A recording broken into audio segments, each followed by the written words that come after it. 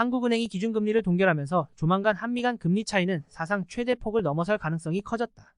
아직은 괜찮아 보이지만 큰 폭의 금리 역전이 이어질 경우 외국인 자금 유출과 유독 비실되고 있는 원화 가치가 더 떨어질까 걱정이다. 통화 긴축 종료 기대로 시장 채권 금리가 떨어지고 은행의 금리 인하 경쟁이 겹치면서 시중은행의 대출 금리가 약 1년 반 전 수준까지 내려앉았다.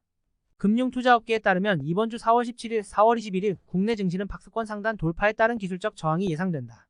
시장의 관심은 미국 주요 기업들의 실적 발표와 중국의 3월 실물지표 결과 18일 발표에 맞춰져 있는데 최근 다시금 불거지고 있는 경기 침체에 대한 우려와 맞물려 국내 증시에 어떤 영향을 미칠지 관건이다. 지난해 수조 원대의 피해를 야기한 루나테라 사태, FTX 파산 등으로 가상자산 시장이 얼어붙자 가상자산 거래소와 실명계좌 계약을 맺은 은행들 역시 수수료 수입이 절반 수준으로 줄어드는 것으로 나타났다. 대구시가 옛 경북도청 부지를 개발하는 문제를 놓고 논란이 일고 있다. 1조 7천억 원을 들여 이곳을 도심융합 특구산업혁신 거점으로 조성한다고 하자 북구 주민은 대구시에 더는 속지 않겠다며 오히려 반발하고 있기 때문이다. 최근 청약시장이 전반적으로 침체한 가운데 올해 1분기 전국 신규 분양 아파트의 60% 이상이 모집 가구수를 채우지 못하고 미달된 것으로 나타났다. 특히 서울은 100% 청약 마감에 성공한 반면 지방은 청약 미달이 속출하는 등 양극화가 심화하는 모습이다. 윤석열 대통령은 다음 달 취임 1주년을 앞두고 있지만 야당 지도부와의 회동 소식은 여전히 들리지 않고 있다. 야당을 만나지 않기로는 사실상 역대 최장기간 공백기인데 당선 당시 약속한 협치는 요원해 보인다.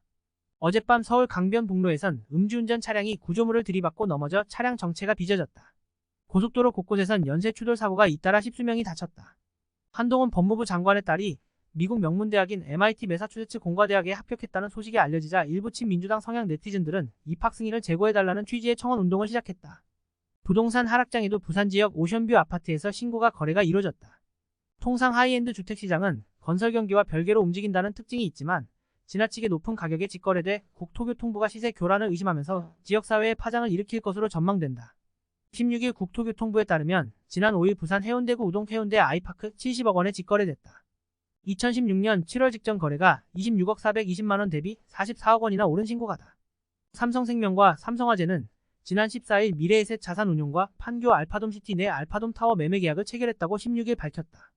이번 거래는 삼성생명 자회사 삼성SRA 자산운용이 설정한 프로젝트 펀드를 통해 총 7,284억 원을 투자하는 방식으로 진행됐다. 오전에는 남부 후에는 서울 등 곳곳에 비가 오겠습니다. 비의 양은 강원도와 영남에 5에서 20mm, 서울 등 대부분 지방에 5mm 안팎으로 적겠다. 현재 수도권과 충남, 호남, 제주도의 미세먼지 농도는 평소보다 4, 5배나 높아져 있다. 이상 부풀뉴스의 심기자였습니다.